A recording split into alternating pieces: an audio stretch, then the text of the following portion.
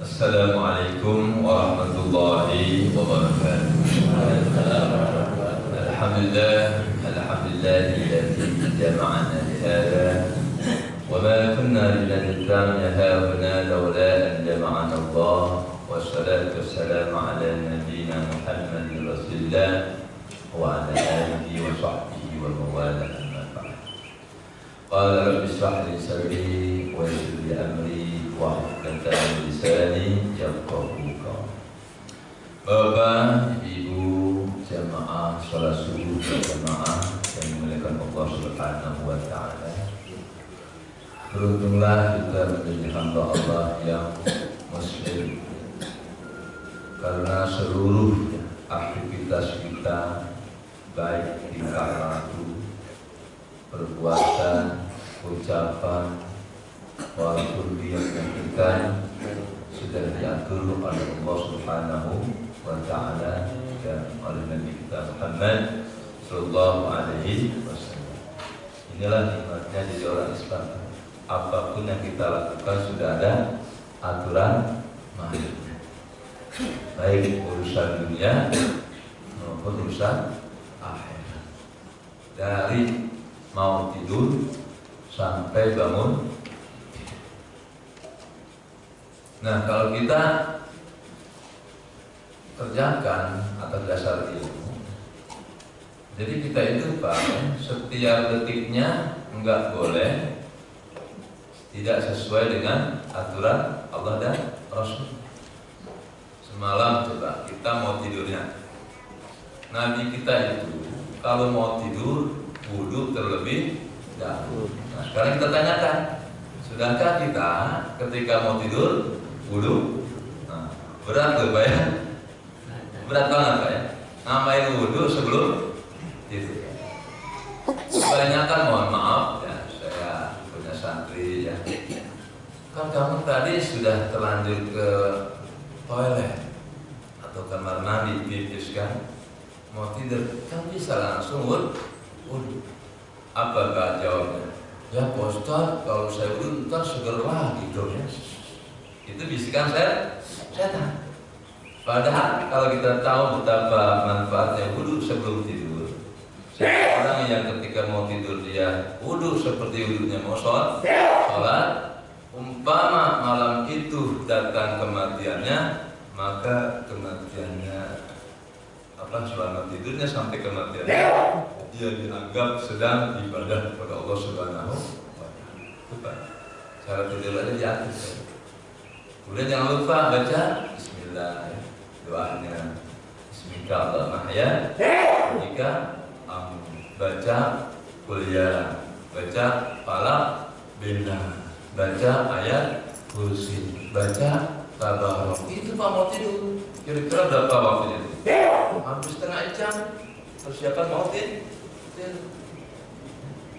Baca tasbih 33 kali, tahmid 33 kali, takbir 33 kali, tutup dengan la ilaha illallah wa la syarika lah lahul mulku wa lahul hamdu ala kulli syai'in qadir. Tuh mau tidur aja persiapannya setengah jam. Ya, malam kita amalin ya. Mau tidur wudu terlebih dahulu. Insyaallah Pak tidurnya nyenyak dan tidak mimpi yang macam-macam. Insyaallah dikasih mimpi yang baik-baik oleh Allah Subhanahu wa taala. Nah, ketika bangun tidur ada lagi aturan mainnya. Wa ma yajri 'ala lisani wa 'ala qalbi dzikrullah. Ketika bangun tidur Pak, yang pertama kali terlintas dan pertama kali yang keluar dari lidah kita adalah dzikrullah. Alhamdulillahilladzi ahyana ba'da ma amatana wa ilaihi nusyur. Nabi hampir 5 menit Pak baca doa. Kitab ini Rasul Imam Ghazali saya baca. Kenapa Nabi kebangun tidur enggak langsung ke kamar mandi? Dia menghadap kiblat terlebih dahulu, baca doanya enggak kurang dari 5 menit. Asbahna wa asbahal mulku lillah wal 'azamatu was-sultanu lillah wal 'izzatu wal qudratu lillahi rabbil alamin. Asbahna ala fitratil Islam wa ala kalimatil ikhlas wa ala din nabiyina Muhammadin sallallahu alaihi wasallam wa ala millati abina Ibrahim hanifan musliman wa ma kana minal musyrikin. Allahumma inna nas'aluka an tab'atha fi hadha al-yawm ila kulli khair wa na'udzu bika min an nabtaliya fihi su'an aw najruhu ila muslim aw yajruhu ahadun ilayna. Allahumma inna nas'aluka khayra hadha al-yawm wa khayra ma fihi wa na'udzu bika min sharri hadha al-yawm wa sharri ma fi. Raditu billahi rabban wa bi islami dina Muhammadin nabiyya wa rasulah. Itu kata cara bangun tidur. Makanya orang Islam insyaallah jauh jatuh dari kamar mandi. Kalau tidurnya istirahat sebentar agar darahnya lancar, baru ke kamar mandi. Kebanyakan karena subuhnya kesiangannya, contohnya buru-buru, dia langsung bangun langsung kamar mandi. Di kamar mandi masih kelihatan jatuh. Innalillahi wa inna ilaihi raji'un. Wala tata'ajjal, jangan berburu-buru ya. Innal ajalah minasyaitan. Apa dari rumahnya ke masjid, enggak usah lama, nyantai. Ambil jalan doa. Ya. Allahumma inni la ahdul qadar wa la riya'an wa la sum'atan walakin ahdul ibtiga wajhi. Allahumma ij'al sam'in nura wa qadrin nura. Kalau kita ikutin ya gaya Nabi, ya Allah Pak, enggak ada waktu kecuali di dalamnya zikrullah, enggak ada. Nabi setiap hembusan nafasnya enggak pernah putus zikir. Nah, sekarang aja, sudahkah kita mau tidur zikir? Nah, jam 2 kita bangun Pak, sholat tahajud 11 rakaat tasbih, baca Al-Quran alal aqal 100 ayat. Coba Pak nanti, setiap malam sholat tahajud 11 rakaat, habis sholat kita baca Al-Quran minimal 100 ayat. Sudahkah ini kita lakukan? Berat kan Pak ya? Jangan tahajud tadi, bangun subuh juga berat. Tapi kalau sudah terbiasa Pak, kalau kita ada rasa malas dalam ibadah Pak, ingat begini loh ingatnya. Anda kenapa sih malas beribadah? Ternyata Pak, seseorang itu malas beribadah karena dia tahu perintah, tidak tahu siapa yang perintah. Itu Pak ya. Kebanyakan umat Islam, siapapun dia, kenapa berat melaksanakan ibadah? Karena kebanyakan umat Islam hanya tahu perintah dan larangan-larangan Allah, dan dia tidak tahu siapa yang memberikan. Kalau orang yang tahu siapa pemberi perintahnya, pasti Pak dengan mudah dilakukan. Contoh, prajurit, baik itu polisi, angkatan darat, angkatan laut, angkatan udara, itu balok 3 Pak. Kalau yang nelpon brigjen, apalagi Pak 5, jam 1 malam Panglima telepon kepada sang kopral, tolong laksanakan. Sekarang ada kerusuhan di Jakarta. Berangkat Anda. Berangkat. Kenapa berangkat? Tahu siapa yang merintah. Coba kalau saya merintah, Bang, tolong Bang, ada kerusuhan di Jakarta.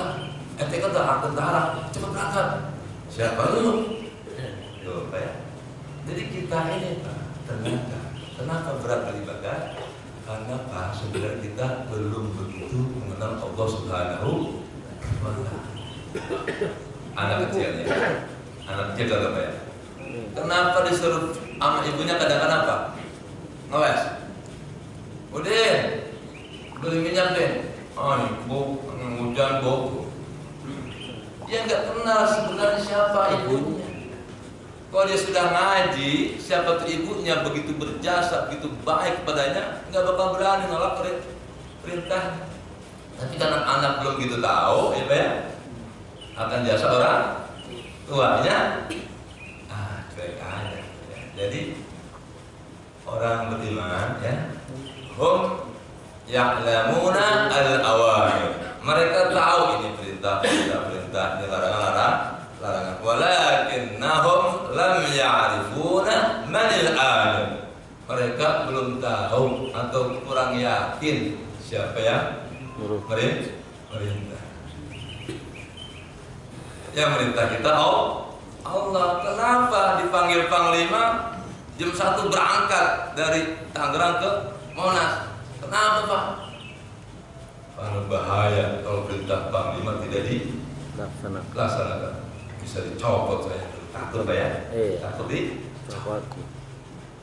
Karena bandingkan Allah dengan panglima, hebatan mana jasanya? Allahul ladzi khalaqana, Allahul ladzi yuhyina, Allahul ladzi yarzuquna.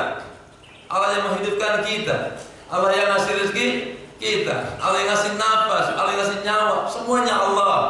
Kenapa Anda ketika dipanggil salat subuh, hayya 'alas shalah, itu panggilan Allah? Kenapa Anda lebih mengutamakan perintah panglima daripada perintah yang membuat panglima? Jadi kalau barang tidak siapa yang perintah dan dia kena, nggak akan berat melaksanakan sholat apa. Bahkan dia kepengen menghadap Allah setiap Pak, kalau kita biasakan Pak ya, sholat kan 5 kali ya sehari. Maghrib, Isya, Subuh, Zuhur, Asar. Itu yang pokok. Tambah apa dengan sholat sunnah rawatibnya. Kalau maghrib 3 rakaat, tambah sebelum maghribnya 2, setelah maghribnya 2. Jadi berapa tuh Pak? 7. Isya yang cakep nih Pak, sebelum Isya 4 rakaat, 2. Isya 4 rakaat, ba'da Isya 4 rakaat berapa tuh Pak? 12 tambah 7 berapa? 9. Tahajud Pak 11 rakaat. Ayo Pak, kita koreksi diri kita. Sudah kita laksanakan sholat wajib dan sunnah. Jadi 19 tambah 11 berapa? 30. Tambah sebelum subuh 32. Tambah subuh 2, 3, 4. Nanti Pak tambah sholat sunat isyraq 2. Berapa? 36. Tambah sholat sunat duha minimal 4 rakaat. Syukur 12 rakaat. Anggaplah 12 nya. 34 tambah 12. Berapa? 46. Sebelum Zuhur Pak, qabliyah 4 lagi. 50. Zuhurnya 4. 54. 4 ba'da Zuhur 58. Sebelum asar 4 lagi sunnahnya. Ya Allah, lebih dari 50 rakaat kita. Kalau yang fardu sama sunnah kita. Apalagi tambah lagi sholat sunnah tasbih, sholat sunnah hajat, sholat sunnah istihar. Ya Allah Pak, makanya ketika Nabi dapat perintah sholat 5 waktu Pak, kata Allah dikasih 50. Sebenarnya Nabi melaksanakan itu 50 waktu. Nah, kita itu tadi ya, hampir 50 rakaat. Nah itu baru sholatnya Pak. Kemudian puasanya Senin, tambah Ayyamul Bid 13, 14, 15. Tambah puasa Ramadan. Makanya puasa umat Nabi Muhammad itu bisa lebih baik daripada puasa Nabi Daud. Nabi Daud berapa sih puasanya setahun? Hari puasa sehari tidak, berarti 365 kan tahun ya, dibagi 2 100 berapa? 180 hari. Nah sekarang kita hitung puasanya Nabi kita Muhammad. Ramadan anggap 30. Tambah Syawal 6. 36. Kemudian Senin Kamis sebulan berapa tuh? Seminggu 2, 8. 8 kali 11 bulan 88. Itu berapa? 36 tambah 88. 100 tambah Ayyamul Bid 3 hari per bulan. 3 kali 11. 33. Wah Pak, ternyata puasa umat Muhammad melebihi dari puasa Nabi. Ya, sudah. Saya yakin ya Bapak Ibu pada melaksanakan puasa Nabi Daud, hebat ya, semuanya bisa saya. Ya, kenapa? Pasca kalau puasanya jadi amal apa? Nabi Daud puasa hari ini, besok enggak. Kita juga ngamalin pas kali puasanya. Nyambung kan ya? Nabi Daud puasanya puasa hari ini, besok kan? Ternyata bapak-bapak ibu pun ngamalin yang pas kagak puasa. Nah, itu Pak ya. Kemudian ya Allah, hajinya, zakatnya. Makanya Pak, umat Islam itu apa? Pasti nanti di akhirat surganya paling dahulu. Ternyata ibadahnya paling banyak. Umpama ya, enggak banyak seperti kayak yang saya sebutkan tadi pun, itu pahalanya dilipat gandakan. Seandainya Bapak Ibu hanya puasa Ramadan sama Syawal aja, itu kasal mudah. Apabila puasa Ramadan diikuti 6 hari Syawal, itu Pak sama dengan puasa setahun. Kok bisa? Kan umat Nabi Muhammad satu perbuatan alat akal paling sedikit balasannya 10. Nah, puasa 30 hari Pak, sebulan puasa kali 10 berapa? 300. Tambah 6 Syawal kali 10 udah setahun. Ya Pak, subhan. Apalagi tambah puasa Senin Ayamul, melebihi puasa Nabi Daud. Enggak puasa Senin Kamis, enggak puasa Ayamul Bid aja, itu pahalanya sudah puasa setahun. Berarti kalau dia umur 60 tahun puasa Ramadan plus 6 Syawal, itu sama dengan seumur hidup ya puasa. Nabi Daud hanya separuh. Kita seumur hidup puasa. Subhan. Nah, Bapak ilmunya enak ya. Ini Bapak yang kemarin kenapa memang sholat subuh? Karena ada ilmunya. Yang nggak tahu ilmunya apa? Ngapain sholat subuh? Mantuk lah. Abis mau jogging, Pak ya, pikirannya jogging. Kalau kita bangun tidur pikirannya ke masjid, sholat jamaah, ikut taklim, kita zikir, sholat isra, sholat duha, jam 9 baru pulang ke rumah suha. Orang yang mampu Pak sholat subuh berjamaah, lalu dia itikaf di masjid, entah baca Quran, entah apapun amalannya, zikrullah. Kalau kita ahli seperti ini sampai sholat duha dia nggak keluar dari masjid, kahajjatin wa umratin tamah, itu orang seperti haji dan umrah dengan sempurna.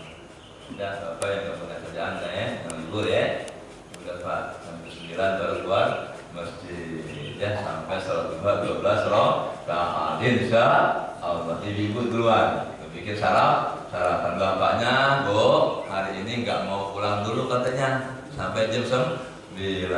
Subhan, kalau cakep banget orang-orang begitu dulu gitu Pak. Jadi hidupnya apa? Penuh dengan ini mah pikirannya joggingnya di mana Pak? Di Senayan banyakkan siapa Pak? Banyakkan wanita-wanita yang pada buka aurat. Nah, kira-kira Pak jogging banyakkan pahalanya, banyakkan dosanya? Pahalnya. Pahalnya ya. Ya baiklah Pak ya, kita lanjutkan kajian ya fikih sunnah. Bismillahirrahmanirrahim. Kemarin sudah saya bahas tentang Bapak hukum Islam itu apa? Bersifat universal, tidak hanya berlaku di satu daerah, tapi untuk seluruh dunia. Sholat berlakunya seluruh dunia, haji seluruh dunia, puasa, zakat, semua hukum Islam berlaku universal. Siapapun dia presiden wajib sholat, panglima wajib sholat, rakyat wajib puasa, semuanya wajib. Subhan. Pak, dalam Islam ini Pak, kalau kita amalin Pak, jadi orang benar kita Pak ya.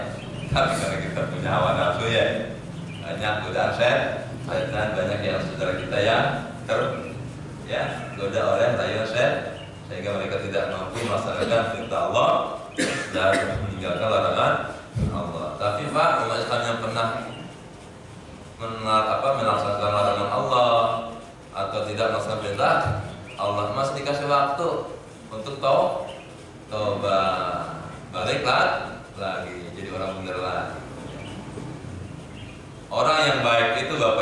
bukan hanya yang orang sholat pun nggak pernah banyak dosa.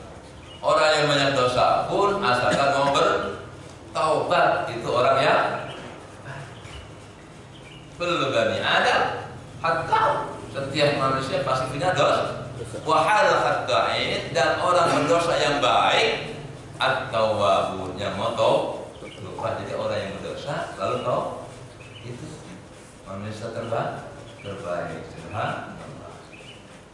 Yang kedua, annahu laysa fiha ma yas'ubu 'ala an-nas i'tiqadu aw yashuqqa 'alaihimul amal. Ajaran Islam ini, Bapak sekalian, tidak ada yang sulit untuk dipahami. Semuanya gampang, enggak ada yang berat untuk amalin. Apa yang berat, Pak? Ajaran Islam enggak ada. Salat gampang. Asal ngikutin aja. Allahu Akbar. Nyata. Rukuk, sujud. Haji, apalagi haji paling gampang. Yang susah apa ya? Setor sama nungguinnya. Kalau sudah setor sama nungguin apa? Udah setor deh, tinggal naik pesawat sampai ke jet. Jetnya di bawah, kamu udah ke hotel, pesawat, sa'i, wukuf, jumrah, selesai. Nggak ada yang susah. Puasa asal jangan makan, minum, udah jadi. Jadi kalau yang susah, sholat bagi yang gak mampu berdiri tuh tadi Bapak Ali duduk kan, ikut nggak mampu berdiri duduk, belanja tidur, nggak mampu tidur, ya ngapain lagi orang paling Sholatin. jadi sholatin, subhanallah ya. Yang hidup sholat dapat pahala, yang mati di Sholatin. dapat pahala juga, subhanallah. Jadi orang Islam itu nggak ada ruginya, Pak ya. Hidup ibadah, mati di doain. Apa Bapak nggak dengar tuh khatib setiap Jumat ya? Allahumma ghfir lil mu'minina wal mu'minat wal muslimina al ahya'i minhum, baik yang masih hidup maupun sudah meninggal. Jadi orang-orang yang sudah meninggal, Pak, untung banget tuh. Kagak sholat lagi, kagak ngaji lagi, dapat pahala, dapat ampunan. Dari siapa? Dari temannya yang masih hidup. Enak tuh, Pak. Yang hidup ngedoain, yang mati. Nah, jadi Bapak bisa tanya, enakan yang hidup apa yang mati, Pak? Mau udah pernah mati? Berarti bisa ditarik kesimpulan ya. Orang Islam itu matinya indah, hidupnya pun indah. Subhanallah. Allah Ta'ala, Allah berfirman, la yukallifullahu nafsan illa wus'aha. Allah tidak akan berikan beban kepada seseorang kecuali orang itu mampu melaksanakannya. Bohong, Pak. Orang Islam itu nggak mampu sholat, bohong. Siapa yang bilang sholat itu enggak? Orang nggak pakai duit ya. Orang Islam itu, Pak, kalau nggak pakai duit gampang. Orang Islam, Pak, sholat banyak, puasa banyak yang puasa, tapi pas zakat infak sedekah mikir, kenapa? Ya kurang duit juga. Oh, sholat sunat, Allah nggak pakai duit. Puasa apalagi nggak pakai duit. Tapi anehnya, Pak, pengeluaran bulan puasa sama bulan di luar puasa apa ya? Kebanyakan di bulan puasa. Kalau sekarang Bapak makan tempe aja sama sambal jadi. Itu kamu kenapa ke bulan puasa? Harus ada kolak, harus ada es campur, harus ada ketan, harus ada buah rendang. Nah, itulah keberkahan bulan puasa. Itu aja, Pak ya, jangan bilang tamzir. Itulah keberkahan bulan puasa. Bulan seperti biasa ini, Pak, Bapak pernah habis maghrib minum teh manis? Agak. Udah kagak enak, Pak ya. Pagi-pagi gitu gak? Jarang kita. Kalau belum puasa teh manis, kolak, ada bubur. Ada, itulah keberkahan bulan puasa. Yuridullahu bikumul yusra wa la yuridu bikumul usra. Allah menghendaki yang gampang. Allah tidak menghendaki yang susah. Jadi jangan bilang Islam itu susah. Kalau ente mampu, makanya Pak, perintah takwa pada dua ayatnya. Ya ayyuhalladzina amanu taqullaha haqqa tuqatih wa tamutunna illa wa antum. Yang kedua, ittaqullaha mastata'tum. Bertakwalah kepada Allah sesuai dengan kemampuan Anda. Orang kaya punya gaji sebulan 100 juta. Zakatnya berapa? 2,5% ya. 100 juta dari 2,5% berapa? Dan nanti matematika 20. 100 juta 2,5% berapa? 250. 2 juta setengah. Nah, yang gajinya 10 juta berarti 250 Ribu. beda nggak tuh? Beda.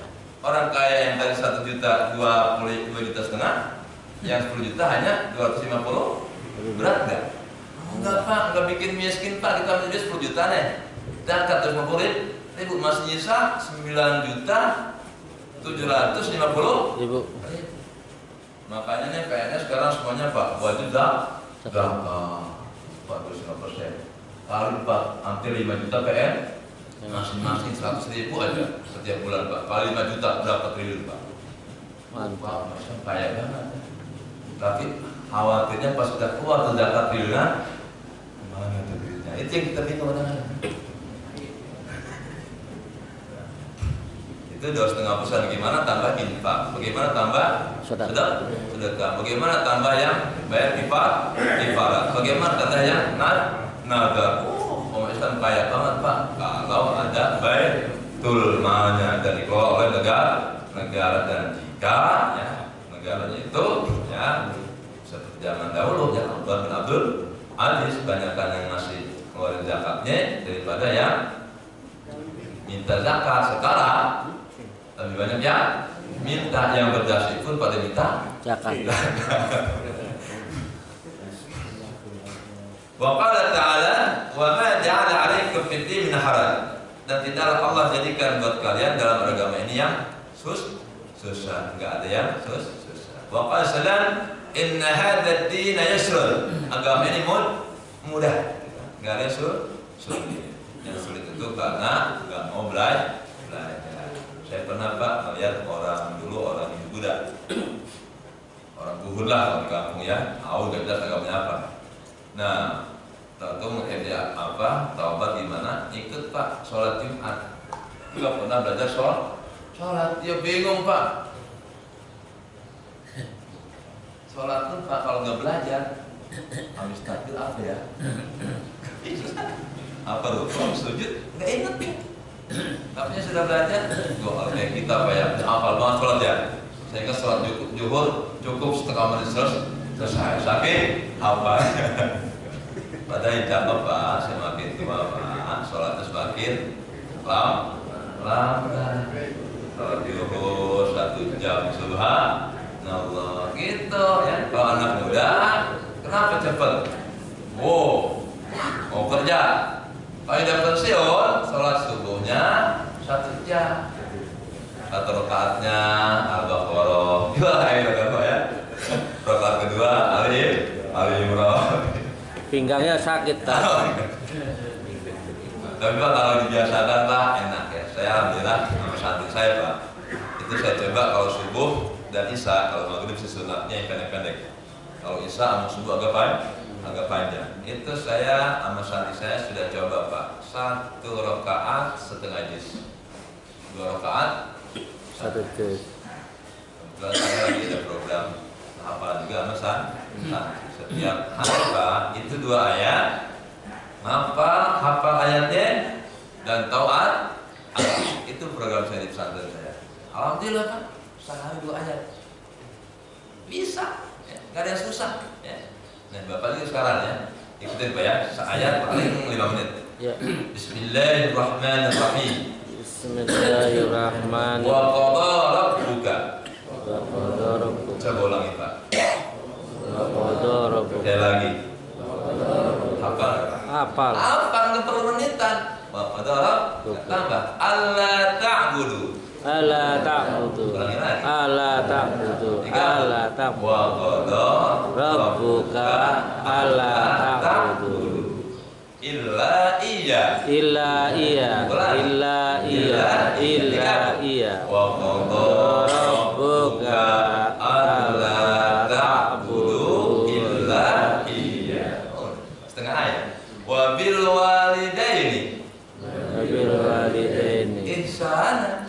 ihsan. Ulangi. Wa bil walidaini digabung. Wa qadha rabbuka alla ta'budu illa iyyah wa bil walidaini ihsana.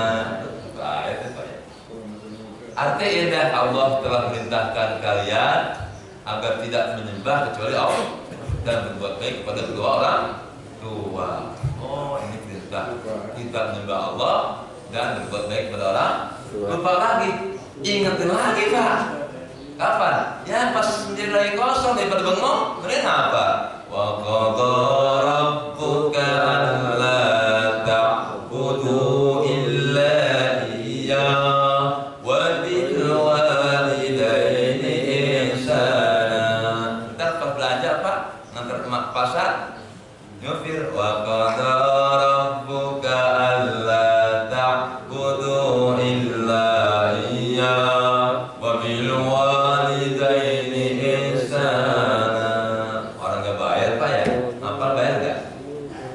Bayar gak? Tuh Pak, faktornya kita Pak malas ya.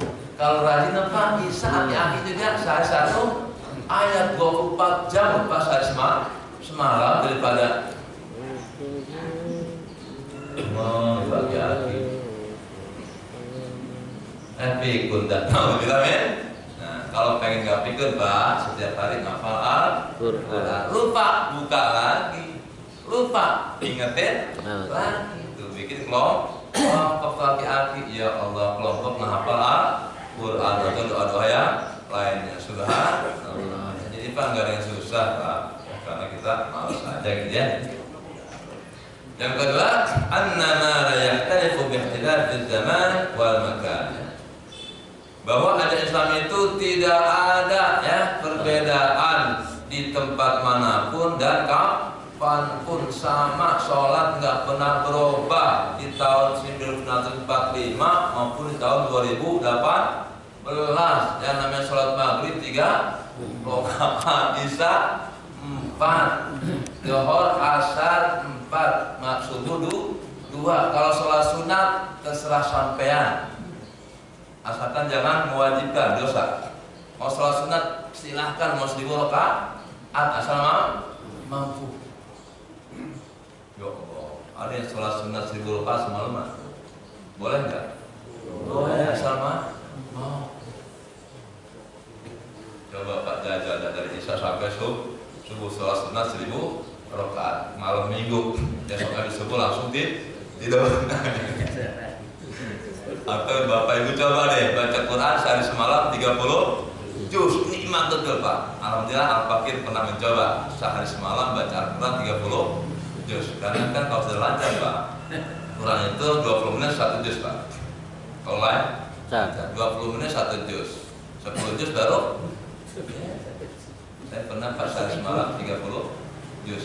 Apa amanya saya waktu saya remaja, minta izin ya jangan disuruh nyari kayu, jangan disuruh isi kolom air. Saya mau hatam Al-Quran biasa semalam. Oh silahkan. Bener Pak, saya berhentinya hanya makan sama sholat sama kamar mandi. Setelah itu saya kagak tidur sehari semalam saya hatam 30 juz. Alhamdulillah. Ayo dah ngalamin sekali mas umur hidup Ustaz ya. Insyaallah. Insyaallah. Bareng-bareng sama istri Subha. Kalau ke puncak dah duaan noh, gak digangguin ya. Iya. Mah kita hatam Al-Qurannya sudah 30 juz hari semalam. Subha. Ini mah ke puncak kadang-kadang. Kan apa beribadah, urusan akidah dan ibadah nggak ada perubahan dimanapun ya, sama, gitu kan? Yang namanya rukun iman hanya 6: iman pada Allah, malaikat, kitabullah, Rasulullah, hari akhir, qadar dan qadar. Rukun Islam 5: syahadat, salat, zakat, puasa, haji. Enggak ada yang boleh nambah. Tapi kalau hal yang sunnah silakan. Hal yang mubah silakan. Mana yang mubah? Makan Pak sama minum itu hukumnya mubah. Boleh makan kapan aja, di mana saja. Kawin itu hukumnya mubah, boleh kawin di mana Saja. Kapan Saja. Siapa kawin? Karena Pak kalau kawin wajib Pak, ya Allah, ada aki-aki udah diabetes gula, wajib kawin. Ampun. Untungnya hukum kawin mubah. Makan kalau wajib Pak, ya Allah, orang yang punya penyakit gula wajib makan. Gak kuat Pak. Makanya Allah Pak tahu yang kira-kira memberatkan manusia kagak diwajibkan. Nah, kalau urusan akidah dan ibadah, ja'a mufassala, itu Al-Qur'an menjelaskan dengan perinci, jelas banget. Ayat Qur'annya dan hadisnya.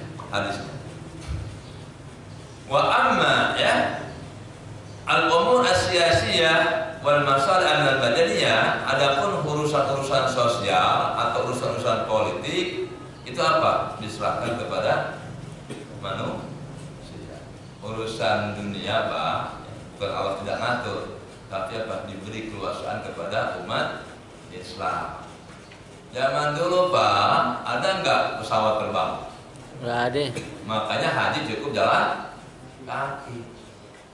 Kalau mohon maaf ya, pengen gaya Nabi, hajinya 100% mi'ah gaya Nabi, silakan Bapak Ibu jalan kaki dari Indonesia sampai ke Mekah dan Madinah. Sebagaimana orang Yaman Pak, saya waktu 2010 tugas haji, itu ada Pak bapak-bapak dari Yaman umurnya 70 tahun. Ya Allah Pak, kakinya pada udah. Saya tanya kenapa Ben? Saya pergi ke Madinah dari Yaman jalan kaki. Dari Madinah ke Mekah jalan kaki. Itu benar-benar hajinya gaya Nabi Muhammad SAW. Bukan karena nggak ada duit ya Ustaz? Karena nggak ada duit. Oh bisa gitu. Nah, artinya apa? Itu kan apa? Transportasinya itu apa? Mengalami perkembangan. Nah, zaman dulu jalan kaki, sekarang nggak ada jalan kaki Pak, dari Madinah ke Mekah bis. Ya Allah Pak, saya pernah naik taksi Pak dari Mekah ke Madinah 3 jam, gila tuh. 200 km per jam Pak, masuk ke taksinya. 3 jam sampai. Mantap. Foto dia.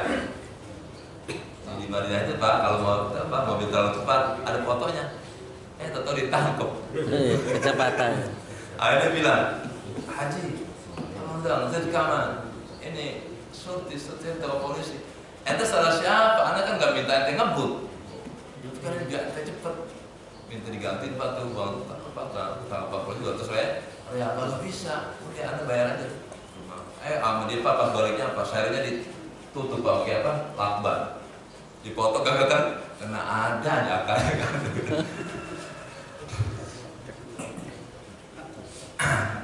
Yang ketiga, anna kullama fiha min ta'ala minna mistabih tuti. Nah, ajaran Islam Pak Allah syaratkan kepada manusia pertama untuk hifdzuddin, untuk menjaga agama.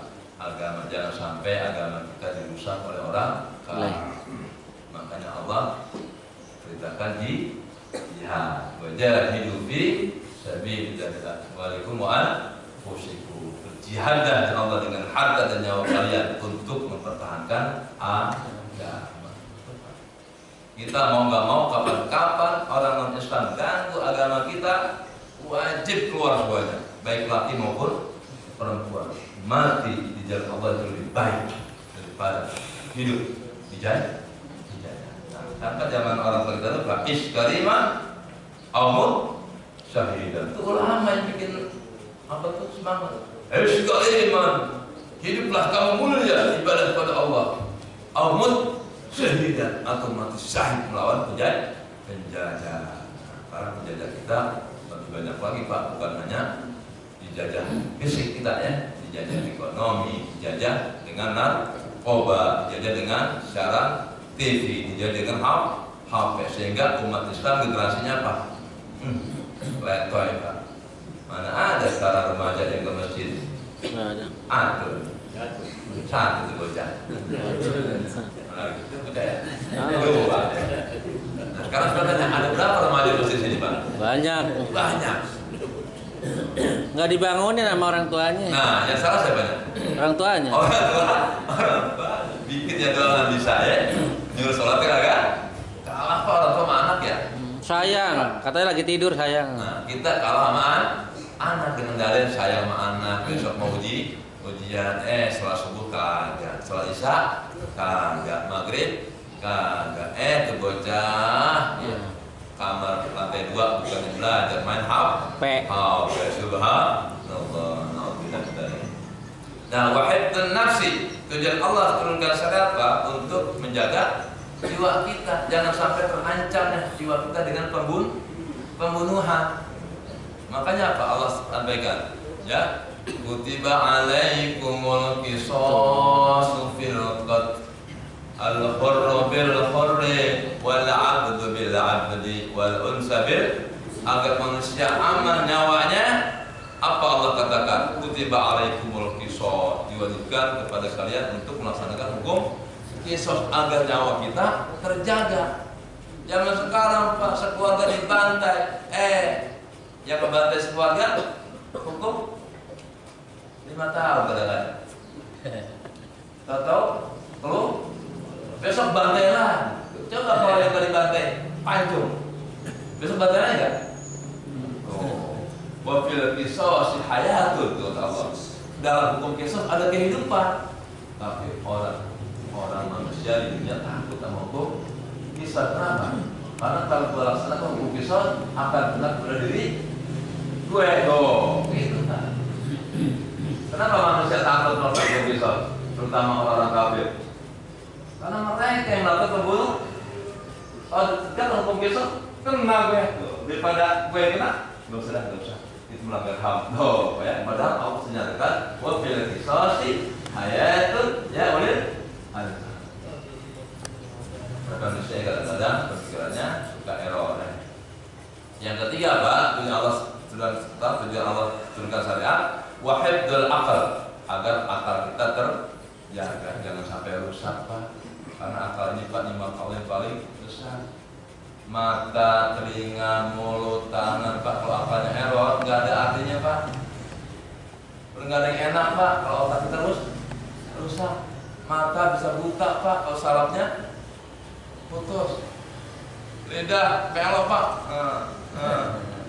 kalau sarafnya putus. Makanya apa? Jaga otakmu jangan sampai rusak. Makanya Allah haramkan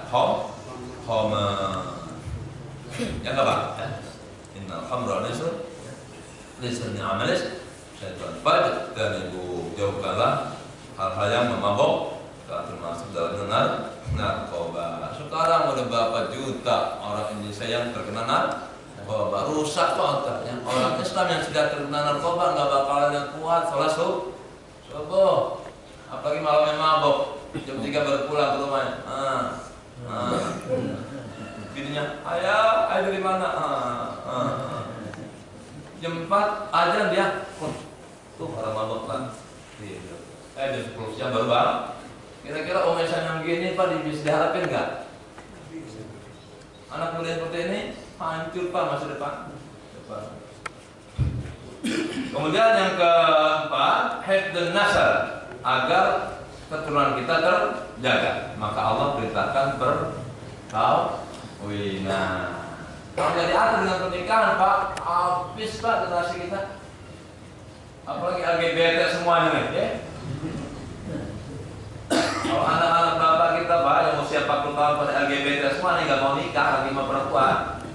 Mereka pengennya laki kawin sama laki perempuan perempuan. Insya Allah 50 tahun yang akan datang nih komplek apa nih Batara kosong. Termasuk saya bisa nganggur Pak menghulu. Kagak ada yang nikah di KUA LGBT semua.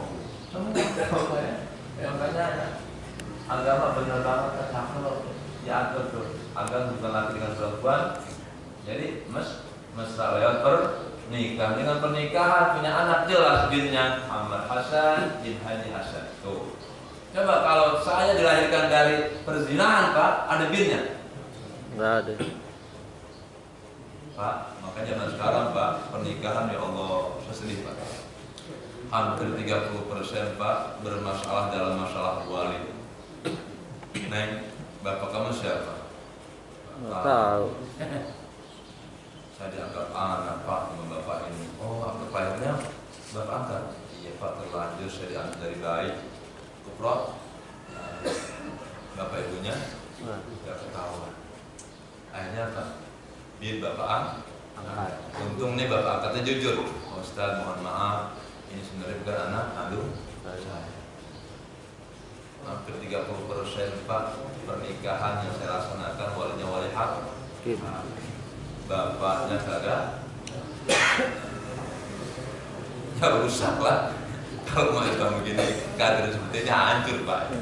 Nanti mereka bakal jadi pemimpin dari keturunan yang tidak jelas, apa hasil pemerkosaan, apa hasil perselingkuhan. Ya. Kawin siri lah. Nah, apa? Ya itulah kayak Ustaz. Nah. Makanya Pak, perzinahan sangat dilarang oleh Allah. Itu yang tadi saya baca Pak.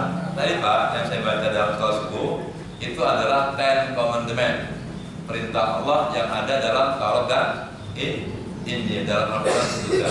Yang antaranya wala taqrabuz zina innahu kana fahishatan wa sa'a sabila. Janganlah kau dekati aja kagak boleh, apalagi apa yang mendekati zina? Pegang-pegangan. Awas Pak nih, mulai sekarang yang kita jauhi atasan sama resepsionis ke kantor. Assalamualaikum, salam. Pada salaman. Memang mesra-mesra. Naudzubillah min. Ya, resepsionisnya masih perawat, kecil lagi. Ya Allah. Assalamualaikum, salam. Udah kayak budaya. Itu nggak boleh Pak. Salaman laki-laki sama perempuan. Seringan salam dikit-dikit. Nah, ini bos mancing nih tuh kan? Sudah. Saya kalau ikut meetingnya di puncak, iya pakai saya ya lah. Jadi Pak, naudzubillah min dzalik. Ya wala taqrabuz zina innahu kana fahishatan wa sa'a. Bahkan kata Nabi, seandainya kamu memegang kulit wanita yang bukan muhrim, itu lebih baik kamu sentuh bara api. Zaman sekarang lihat anak muda pacaran kayak apa Pak? Pernah megang nggak tuh anak-anak muda kalau pacaran? Bukan megang lagi Pak, ciuman. Udah biasa, kekepak, bahkan bobo. Kamu sekarang Pak, pernikahan yang saya laksanakan banyak Pak. Ya udah 3 bulan. Itu RT datang, Assalamualaikum Ustaz, daftar nikah. Kapan? Ntar malam. Oh, sudah ada kamar. Ya paham Ustaz, paham. Gitu ya Allah, kecolongan Ustaz, kecolongan. Ada Pak yang 8 bulan, pasangan muda-mudi, udah 8 bulan hamil Pak. Sama pacar datang ke kantor saya. Assalamualaikum Ustaz. Ustaz nikahin aja dong. Air kecolongan 8 bulan. Naudzubillah men. Kecolongan 8 bulan. Bukan kecolongan dulu Pak ya. Kebiasaan kan. Udah hafal. Yang kelima, tujuan Allah menurunkan syariat Islam adalah wahibdul untuk menjaga harta. Kalau nggak diatur Pak, enak dong ya. Orang nggak kerja, dia bilang ini harta milik bersama. Lah kita yang capek kerja Ustaz, orang lain ini milik negara, bagi rata. Apa begitu kan enggak Islam diatur kan ya Allah ya. Harta Pak yang kita dapatin itu ada aturan main. Nah, bagaimana cara mendapatkannya? Buat apa kita gunakan? Kalau nggak diatur Pak, harta kita bisa hancur nih kehidupan manusia. Si kaya akan menyiksa si miskin. Si miskin pun tidak senang dia kumpul, kita bantai si kaya. Hancur Pak. Kalau nggak ada agama Islam Pak, antara kaya miskin masalah. Maka muncullah komunis, kumpulan orang-orang yang miskin tidak senang dengan orang kaya, bantai orang kaya, curi, potong, bunuh, rampas harta, bagi-bagi.